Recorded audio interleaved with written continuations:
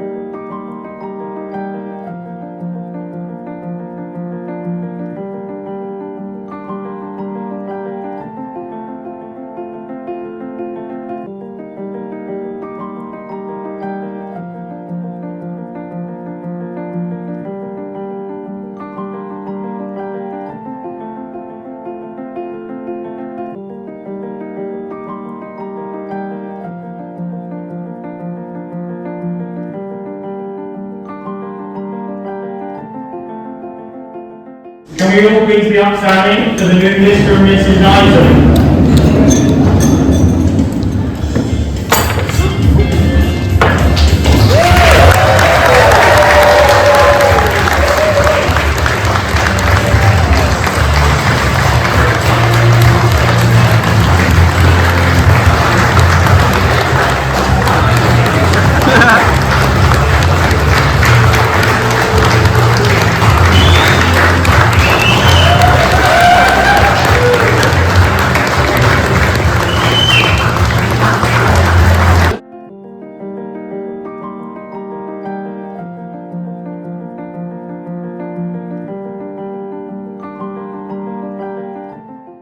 Right, okay, now let's get on with my daughter going home. Oh my God, what she's going to say. Right, first of all, I'd just like to welcome Jacob into our Paulie family. What have you done? You finally signed that contract, but Jacob, welcome. It's been a pleasure having you come along for the ride. Even though over 8 years we've had just good friends. Then we went on to, well, we might be a bit more good friends. Then we went on to, okay, I'll be a partner if you brought me a contract. And then this contract, throughout this relationship, it's been, send her back. I don't want her. She's broken. Something's gone wrong. But today, Jacob, you've signed a contract all of your own. So, good luck on that one. No returns. But, I know you like a contract, Jacob. So, as you now own my daughter, you can now take a contract.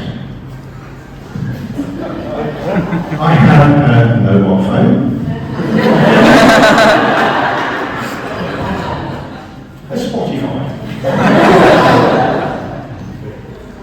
Her dentist, backgrounds.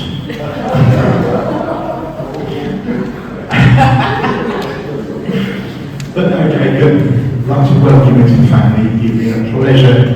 We really enjoy having us about, and we're looking forward to you as we are new son. Right, Catherine. Oh, this is the day she's been dreading. So what can I say about Catherine? As my wife said, we are partners in crime. What can we get up to? There's also two in trouble, aren't we? But she has a very positive attitude in life. She'll bring life, joy. Your Friday one tonight, she'll be the largest of the party. I do apologise.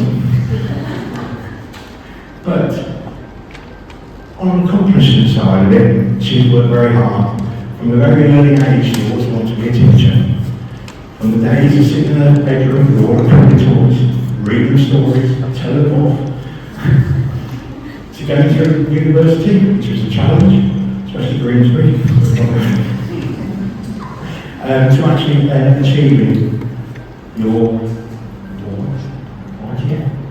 QTS. Now, obviously, there's been a lot of people who've helped her along the way. Everybody in the lot of shout out to Lindsay, who's been looking after her. But everyone will say that she's outgoing, she's very positive, she's not shy, she's prepared to take people on. But there's a few things which you may want to know about. Right.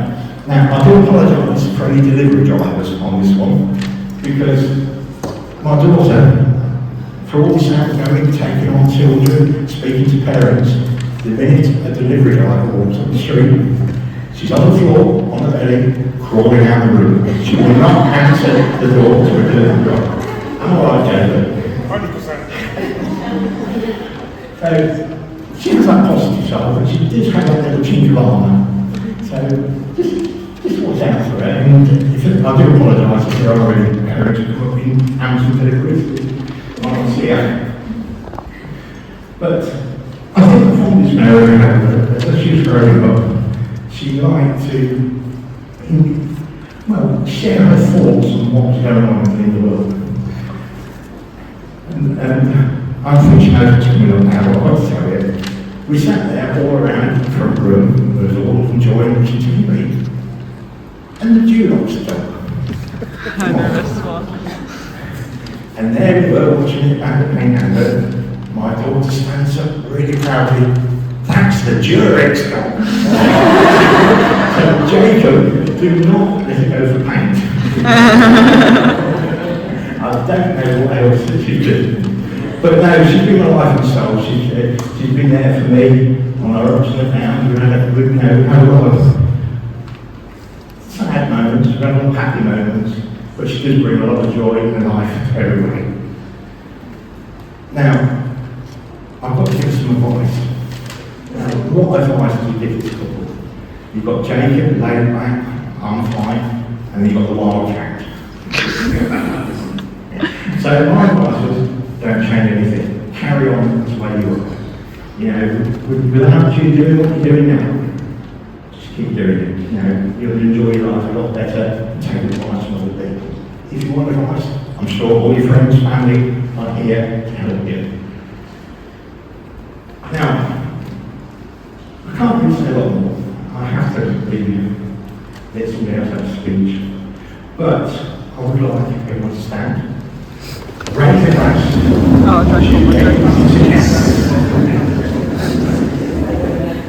Raise your glass to the new Mr. and Mrs. Knighton. So, Bryce and I normally do a speech. So just bear with me. I don't think I'll be speaking. As I said, I'll probably be crawling on the floor out the door at this point. But I just want to say thank you to everyone for being here today. It's always been my dream to have everyone I love in one room all together, and today you've made that happen. Whilst we're missing some significant people that we miss dearly, each of you have made this dream come true, so thank you. The unconditional, no strings attached love fills the room, and my heart is full standing here today. Talking of unconditional love, there are two people in this room that showed me this from the very beginning.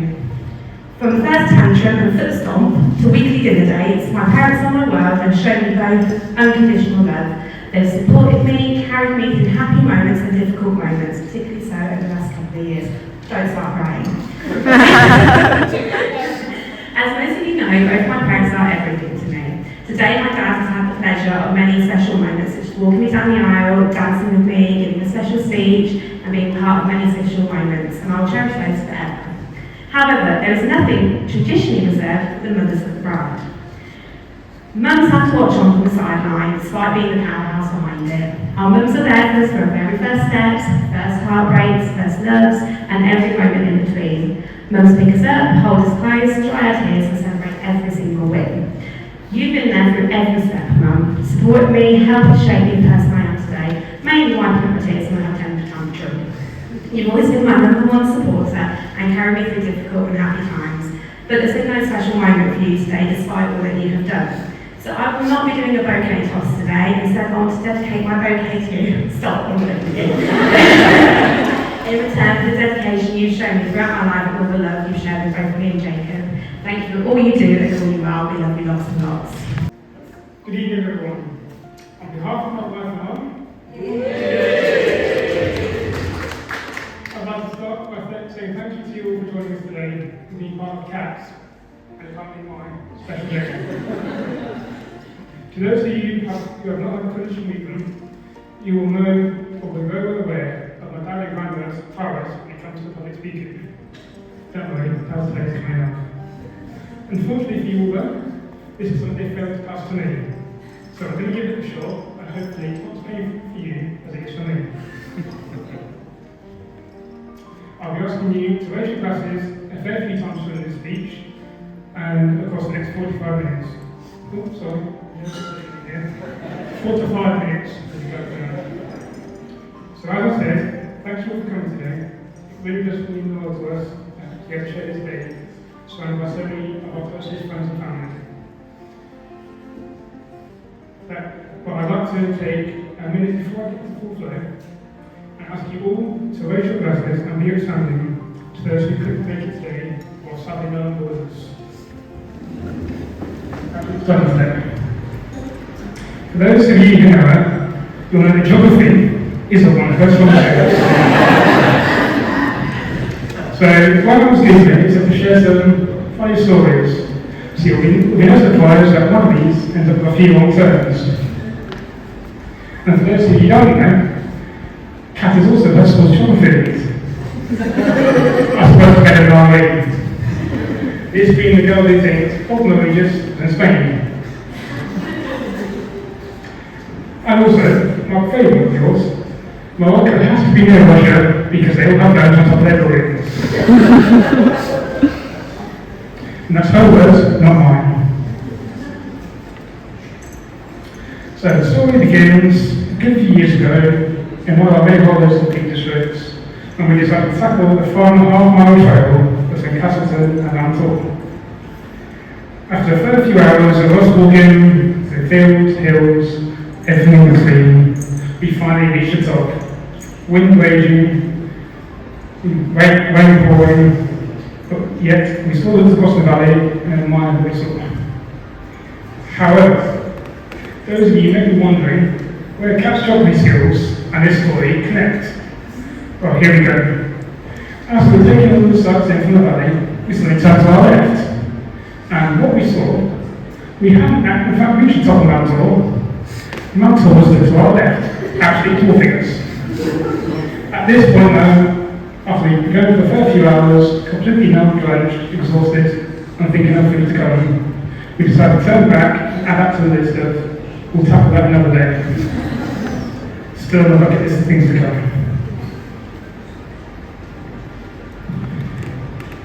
But I can't really rush you too much, so now we'll go to the topic here.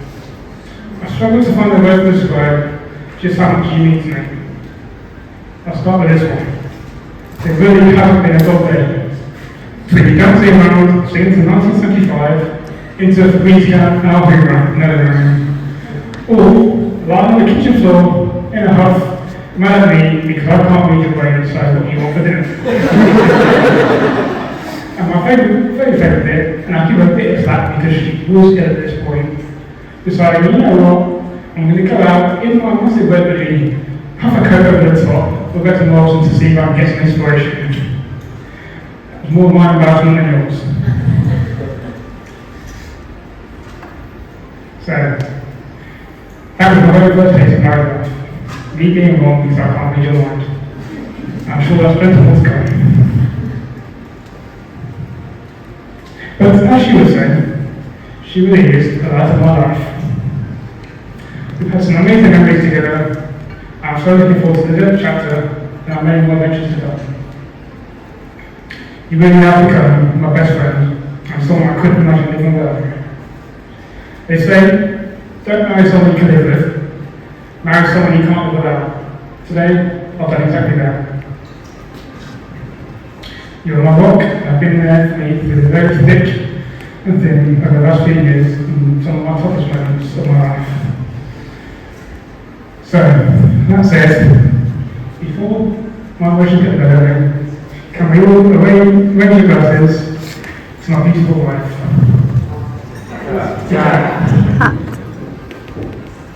To my surprise, Jacob dived in, took it and devoured it, whilst we all looked at him in stunned silence. Brave or stupid? I'll come back to the shortly. Jacob continued to grow and mature, and by the tender age of 19, had learned the art of washing and cleaning his teeth, but at least once a week. This can only mean one thing, he discovered girls. Sure enough, I started to hear a few murmurings. I remember the first time we were introduced to Cat. It was quite surreal. It was a Sunday evening. We ended up in front of the TV as thought it might help if there was any awkward silences. Unfortunately, the film that was on TV in the background was 50 Shades of Grey. Now, what a fantastic first impression Cat must have got from us. The other thing I distinctly remember about that evening is they stayed until 12:30, after several southern pins to leave. At this point, Cat must have realised he was in it for the long haul. So, a word of advice to all of you who are freshly meeting Jacob. If you're going to invite him, give him start time, give him an end time. If not, you're in for one hell of a long night. All jokes aside, I would like to say how amazing our couple are. The kind of people you can always rely on and will always turn up. The best uncle and auntie to my both children. You're amazing. Thank you so much.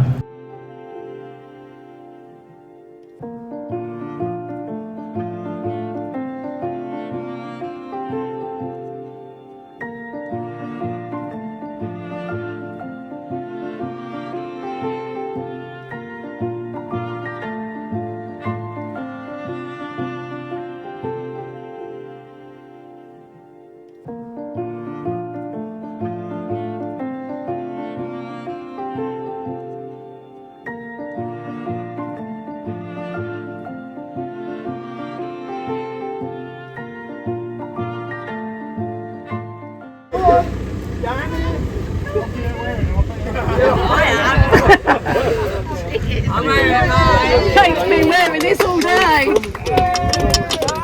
Come on, Jacob. I'm not converting, never. You don't have to convert it, you just have to wear them. Wear them? Wear them. Even put your shoes in on.